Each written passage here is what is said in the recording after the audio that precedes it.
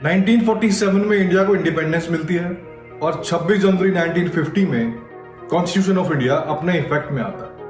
अब कॉन्स्टिट्यूशन में एक आर्टिकल है, आर्टिकल 19, जिसके हिसाब से इंडियन सिटीजन्स के पास राइट है फ्रीडम ऑफ एक्सप्रेशन का, फ्रीडम ऑफ स्पीच का और अपने अपने हिसाब से अपना करियर चूज करने की फ्रीडम। ये फ्रीडम जो इंडियन सिटीजन्स को है, ये सेम मीडिया और जर्नलिज्म के ऊपर भी अप्लाई होती है। लेकिन ठीक एक साल के बाद 1951 में उस टाइम के prime minister Jawaharlal Nehru constitution का पहला अमेंडमेंट लेके आते हैं और आर्टिकल 19 क्लॉज 2 के हिसाब से मीडिया के फ्री स्पीच के ऊपर कुछ रिस्ट्रिक्शन डालना चाहते हैं। मीडिया को कंट्रोल करने के लिए पंडित जवाहरलाल नेहरू एक एक्ट पास करते हैं जिसका नाम था प्रेस ऑब्जेक्शनेबल मैटर एक्ट 1951, जिसके हिसाब से वो ये कहते हैं कि हम प्रेस के ऊपर रीजनेबल रिस्ट्रिक्शंस लगाएंगे।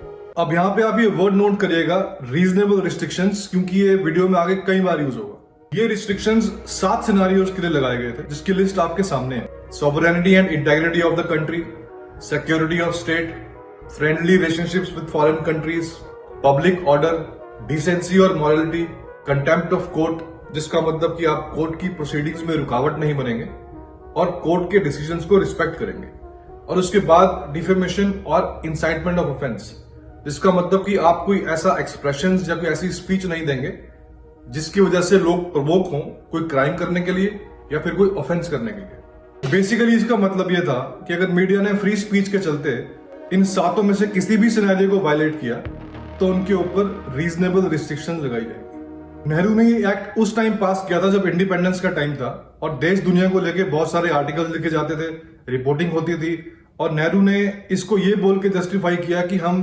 पॉलिटिकल रीजंस नहीं, मॉरल रीजंस की वजह से मीडिया पे रिस्ट्रिक्शन लगाना चाहते हैं।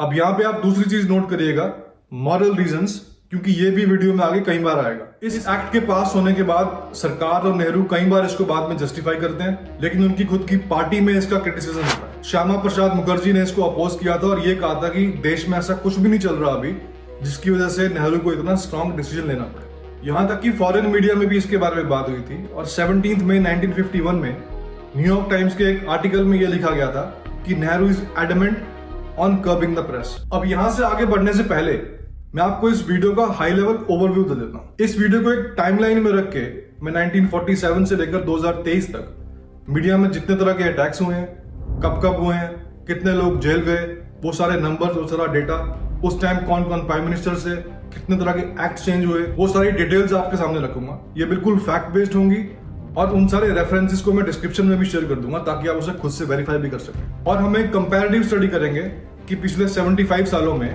किस पार्टी या किस लीडर के टाइम पे कितने ज्यादा अटैक्स हुए और कितने हीनियस अटैक्स हुए, और आप खुद से एनालाइज करें कि सही और गलत क्या है। अब 1951 का ये प्रेस ऑब्जेक्शनेबल मैटर एक्ट पास होने के बाद सबसे पहला एक्शन लिया जाता है एक पोएट और लिरिसिस्ट के खिलाफ, जिनका नाम था मजरूह सुल्तानपुरी। ये एक पोइम लिखते हैं जिसमें नेहरू का क्रिटिसिज्म होता है और उसके चलते इनको 1 साल के लिए जेल में बंद कर दिया जाता है। इसके बाद एक और एक्शन होता है जब नेहरू एक मैगजीन को बैन कर देते हैं जिसका नाम था क्रॉस रोड्स, क्योंकि वो नेहरू को क्रिटिसाइज करते थे।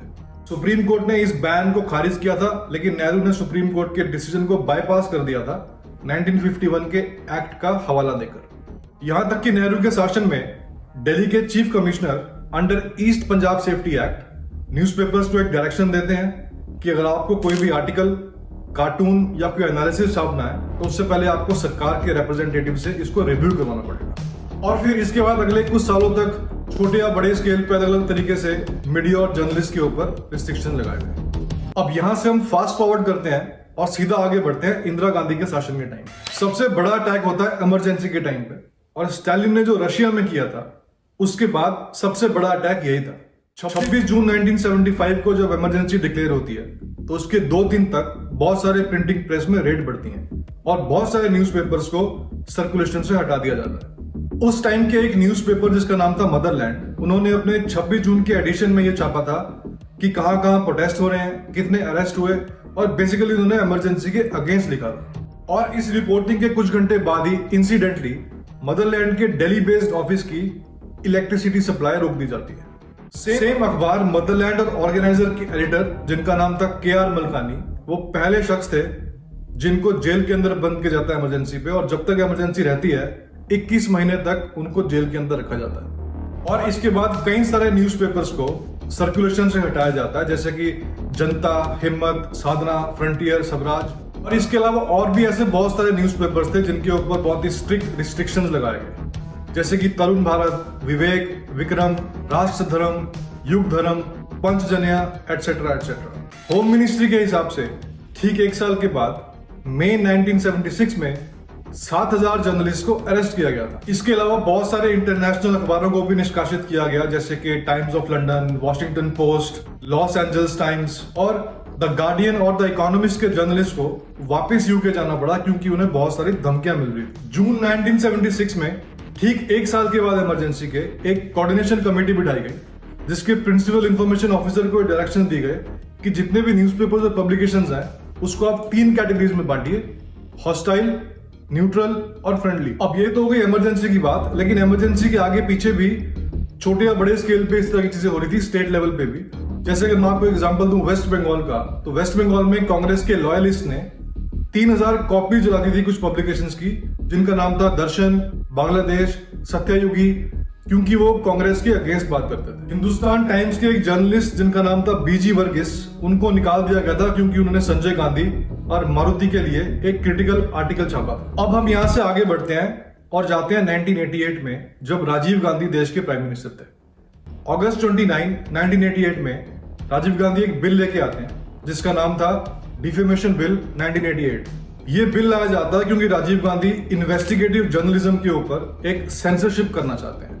अब इस बिल का टाइमिंग जानना थोड़ा जरूरी है क्योंकि उस टाइम के कुछ न्यूज़पेपर्स जैसे कि द हिंदू, इंडियन एक्सप्रेस ने बोफोर्स के बारे में लिखा था, जिसमें कांग्रेस के बहुत सारे मिनिस्टर्स का नाम आया था और राजीव गांधी का भी नाम आया था। डिफेमेशन बिल 1988 के खिलाफ अगले कई महीनों तक बहुत सारे प्रोटेस्ट होते हैं देश में, जिसकी वजह से राजीव गांधी को इस बिल को वापस लेना पड़ता है। अब वापस लेने की एक वजह यह भी हो सकती है क्योंकि देश में कुछ महीने के बाद इलेक्शंस थे। अब हम यहां से आगे बढ़ते हैं और सीधा पहुंचते हैं 2009 में, जब यूपीए 2 की सरकार थी। 2009 में Manmohan Singh information technology act 2000 में कुछ अमेंडमेंट्स लेके आते हैं सेक्शन 66A में, जिसका बेसिकली ऑब्जेक्टिव था कि फेसबुक और ट्विटर में जितने भी तरह के पोस्ट या कमेंट्स होते हैं उसके ऊपर एक रेगुलेशन लगाई जाए, उसके ऊपर एक कंट्रोल लाया जाए। आपने रिसेंटली सुना होगा कि बीबीसी की डॉक्यूमेंट्री बैन कर दी गई, वो भी सेक्शन 66A के हिसाब से बैन की गई थी। मनमोहन सिंह की सरकार ने इसको ये बोल के जस्टिफाई किया था कि अमेंडमेंट्स इसलिए लाए जा रहे हैं ताकि वो फेसबुक और ट्विटर पे लोगों को ऑफेंसिव मटेरियल पोस्ट करने से रोक सकें। यानी सरकार को जहां जहां लगेगा कि ऑफेंसिव मटेरियल पोस्ट हुआ है, लोगों को अरेस्ट किया जाएगा।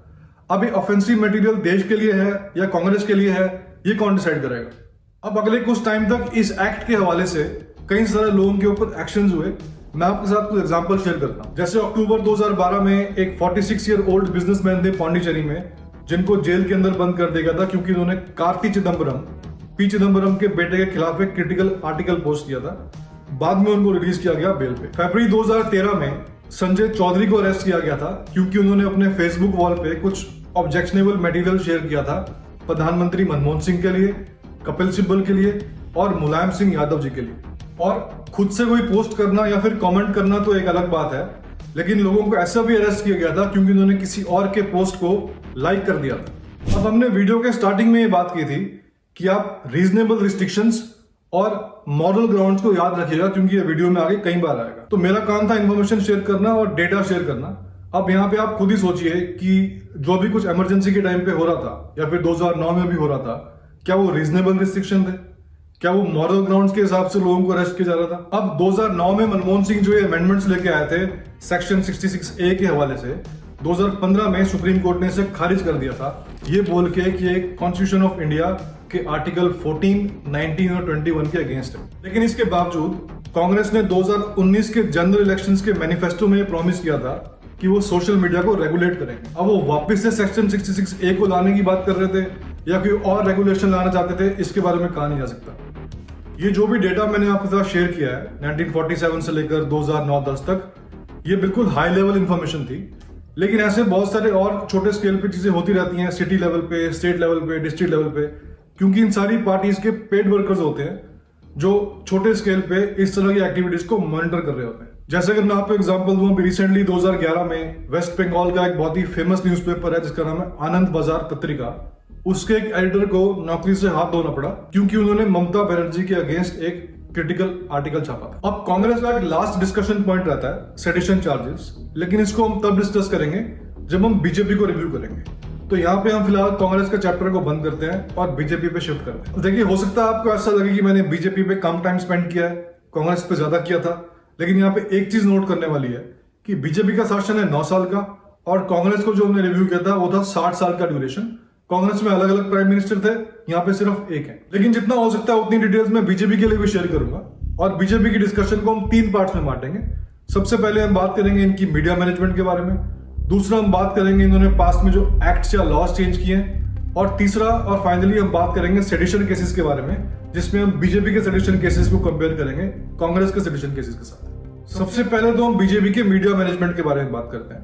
देखिए, न्यूज चैनल्स का सबसे बड़ा रेवेन्यू सोर्स होता है एडवर्टीजमेंट्स, और सेंटर और स्टेट की सरकारें न्यूज चैनल्स की ग्राहक होती हैं। तो कोई भी सरकार हो वो अपने अपने हिसाब से न्यूज चैनल्स की स्पॉन्सरशिप डिसाइड करती है।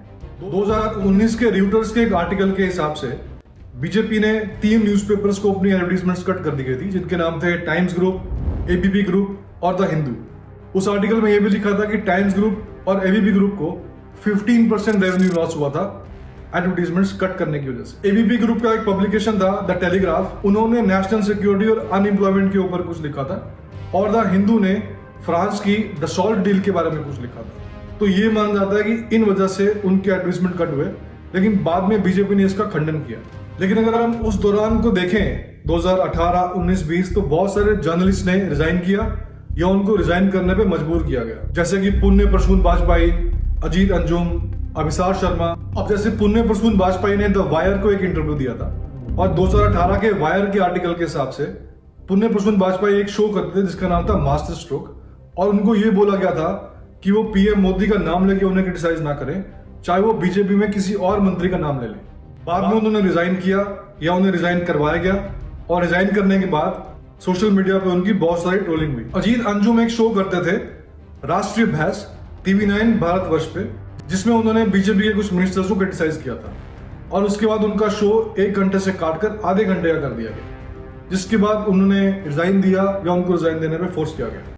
अब इस तरह के और भी ऐसे केसेस हैं, जैसे कि अभिसार शर्मा, साक्षी जोशी। अब ये तो हो गए कुछ हाई प्रोफाइल केसेस, लेकिन लोकल लेवल पे भी ऐसा डेफिनेटली होता होगा। मैक्रो या नैनो लेवल के जर्नलिस्ट को स्टेट या लोकल लेवल पे प्रेशराइज किया जाता होगा कि वो क्या छापें और क्या ना छापें। अब देखिए, न्यूज चैनल्स यूट्यूब के फ्रीलांसर्स की तरह नहीं होते। इनका एक बहुत बड़ा सेटअप होता है, buildings, infrastructure, lease, mortgage, salaries.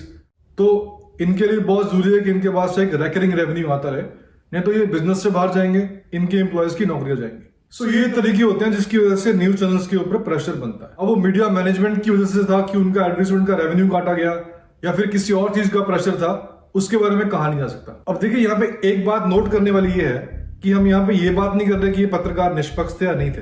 हो सकता है ये हमेशा एंटी बीजेपी बात करते हैं। फॉर दैट मैटर हमने पूरे वीडियो में कहीं बात ही नहीं करी। हमने कांग्रेस के टाइम पे भी ये डिस्कस किया था कि कहाँ किस किस तरह के एक्शन हुए, और वही चीज हम यहाँ पे भी डिस्कस कर रहे हैं। तो हो सकता है निष्पक्ष थे, हो सकता है नहीं थे, लेकिन इनके बीजेपी के बारे में बोलने में और इनकी जॉब छूटने में कुछ लिंकेज तो है।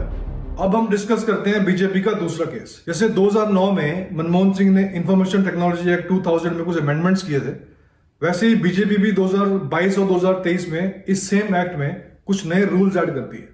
ये रूल्स सोशल मीडिया और OTT कंटेंट के लिए नई गाइडलाइंस लेके आता है। जैसे कि 2022 और 23 में बहुत सारे ट्विटर के URLs को ब्लॉक किया गया। कॉमनवेल्थ ह्यूमन राइट इनिशिएटिव के डेटा के हिसाब से 2014 में ये नंबर था 8, वहीं ये बढ़ के हो गया 2022 में 1122। अब हम डिस्कस करेंगे वीडियो के फाइनल सेक्शन को, जिसमें हम दोनों सरकारों के कार्यकाल में जितने भी सेडिशन चार्जेस लगाए गए थे लोगों के ऊपर, उसको कंपेयर करेंगे। देखिए, सेडिशन चार्जेस का लीगल मतलब ये होता है कि आपका कोई भी एक्ट या कोई स्पीच से कोई दंगा फसाद नहीं होना चाहिए, और आपका इंटेंशन ऐसा नहीं होना चाहिए कि आप कंट्री में कोई डिसऑर्डर क्रिएट करना चाहते हैं। मैं आपके सामने जो डेटा शेयर करूंगा ये Indian panel code section 124A के हिसाब से 10 साल का डेटा है, जनवरी 1, 2010 से लेकर 31 दिसंबर 2020 तक। कांग्रेस के टाइम पे जितने भी लोगों के ऊपर सेडिशन चार्जेस लगाए गए उसका नंबर था 3762, यानी 3762, और बीजेपी के टाइम पे ये नंबर ऑलमोस्ट डबल हो गए 7136, यानी 7,136। तो आप जब इसे कंपेयर करें तो एक चीज जरूर नोट करेगा कि एक एप्पल टू एप्पल कंपैरिजन नहीं है। कांग्रेस का डेटा है 5 साल का और बीजेपी का डेटा है 7 साल का। इस रिपोर्ट में 2 रीजंस और दिए गए हैं। जैसे बीजेपी के टाइम पे थोड़े वायलेंट प्रोटेस्ट ज्यादा हुए थे, जैसे कि सीए के टाइम पे, और 2020 में जो हाथरस गैंग रेप हुआ था उस टाइम पे। और दूसरा रीजन दिया गया है कि सोशल मीडिया की यूजेज ऑलमोस्ट डबल हो गई थी 2016 से लेकर 2018 के बीच में। 2016 में यूजर्स थे 168 मिलियन, जो 2 साल के बाद 2018 में बढ़ के हो गए थे 326 मिलियन। अब इस डेटा के हिसाब से more than half the cases book हुए थे नेशनलिज्म के रीजन से, यानी कि हिंदुस्तान मुर्दाबाद के नारे लगाना, या फिर पुलवामा के अटैक को सेलिब्रेट करना, या फिर 2017 में जो वर्ल्ड कप हुआ था उसमें इंडिया की हार को सेलिब्रेट करना, वगैरह वगैरह। और इसमें बहुत सारी कैटेगरीज के लोग आए, जैसे कि ऑपोजिशन के लीडर्स, स्टूडेंट्स, जर्नलिस्ट और टीचिंग और एकेडमिक से जुड़े हुए लोग। देखिए, सेडिशन चार्जेस जेन्युइन केसेस के लिए तो होते ही हैं, क्योंकि लोग भड़काऊ भाषण देते हैं जिससे वायलेंस फैलती है। लेकिन इस बात की भी पूरी संभावना है कि ऐसे केसेस भी होंगे जहां पे सिर्फ किसी लीडर को क्रिटिसाइज कर दिया होगा, उसके खिलाफ कार्टून बना दिया होगा, उसकी वजह से भी उनको जेल के अंदर बंद कर दिया गया सेडिशन चार्जेस लगाकर। अब जैसे इस डेटा के हिसाब से बीजेपी के कार्यकाल में तकरीबन 300 ऐसे इंडिविजुअल्स थे जिनको सेडिशन चार्जेस में अंदर किया गया था। उन्होंने सिर्फ पीएम मोदी और सीएम योगी के खिलाफ डेरोगेटरी रिमार्क्स पास किए थे। यहाँ पे एक नोट करने वाली चीज ये भी है कि इसको ऐसे भी नहीं देखना चाहिए कि जर्नलिस्ट के साथ बहुत ज्यादा अत्याचार होता आया है और हमेशा सरकारें गलत थी। देखिए, कभी कभी प्रेस, मीडिया और जर्नलिस्ट भी अपनी लाइन क्रॉस कर देते हैं, और हमने बहुत सारे शोज और मूवीज में देखा है कि फेक रिपोर्टिंग के चलते बहुत सारे लोगों को 10-10 साल की जेल हो जाती है, उनकी नौकरियां चली जाती हैं, और भी बहुत सारे तरह के नुकसान लोगों को उठाने पड़ते हैं। ये इसलिए होता है क्योंकि जर्नलिस्ट को अपना इंसेंटिव चाहिए, उनको अपनी प्रमोशन चाहिए, इसलिए वो भी कभी कभी सनसनीखेज खबर फैलाने से पीछे नहीं हटते। तो जो भी हमने इस वीडियो में डिस्कस किया वो था डेटा और फैक्ट्स, और ये सारे रेफरेंसेस मैं आपके साथ डिस्क्रिप्शन में शेयर करूंगा, जैसे मैंने वीडियो के स्टार्टिंग में भी कहा था। लेकिन अब देखते हैं कि इस पूरे सिचुएशन को हमें मीडिया में दिखाया कैसे जाता है। या तो हम ये सब सुनते हैं ऑपोजिशन पार्टीज के लीडर्स के थ्रू। अब ऑपोजिशन पार्टीज तो एक दूसरे को ब्लेम करती हैं, आपके टाइम पे ये हुआ था, हमारे टाइम पे वो हुआ था, तो उसके बारे में क्या डिस्कस करना। लेकिन ज्यादा रिस्पॉन्सिबिलिटीज हो जाती है मेन स्ट्रीम मीडिया की और कंटेंट क्रिएटर्स की। तो मेन स्ट्रीम मीडिया के न्यूज चैनल जो हैं वो तो इस तरह की रिपोर्ट दिखाते ही नहीं है, कोई डेटा नहीं, कोई फैक्ट नहीं, कोई स्टैटिस्टिक्स नहीं। वो इन सब मोह माया से दूर है और उनकी दुनिया अलग है। उनको सिर्फ अपने क्लिक बेट चाहिए, यानी वो दिखाएंगे जो लोगों को देखना है। और लोगों को क्या देखना है? मसाला। पुतिन ने यूक्रेन में बम गिरा दिया, वर्ल्ड वॉर 3 होने वाला है, सीमा हैदर का केस वगैरह वगैरह, क्योंकि उनको अपना रेवेन्यू भी देखना है। लेकिन उसके बाद भी वो चाहें तो रिस्पॉन्सिबल रिपोर्टिंग कर सकते हैं, जो कि नहीं करते। तो हमें उनसे भी ऐसा कुछ देखने को नहीं मिलता कि देश दुनिया में क्या चल रहा है या फिर कंपैरेटिव स्टडी।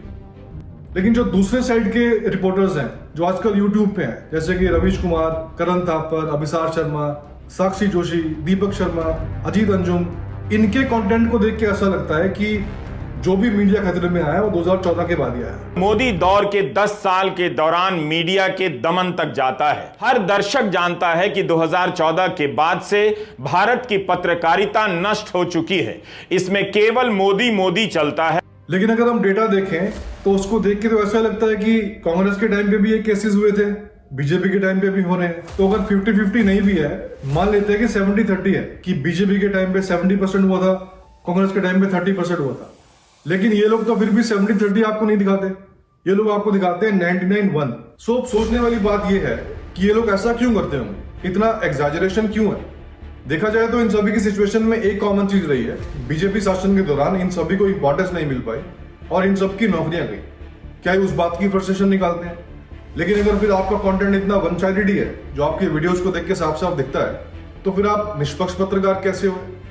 और ये अपने स्टैंड को जस्टिफाई करते हैं ये बोल के कि हम क्रिटिसिज्म करते हैं जो मेन स्ट्रीम मीडिया नहीं करता, और हम सवाल पूछते हैं। लेकिन फिर क्वेश्चन ही आ जाता है कि आप सारा टाइम क्रिटिसिज्म ही करते रहेंगे। India is one of the only big countries in the world that's banned TikTok. Yeah. India's banned 100. India doesn't give a shit about America or China.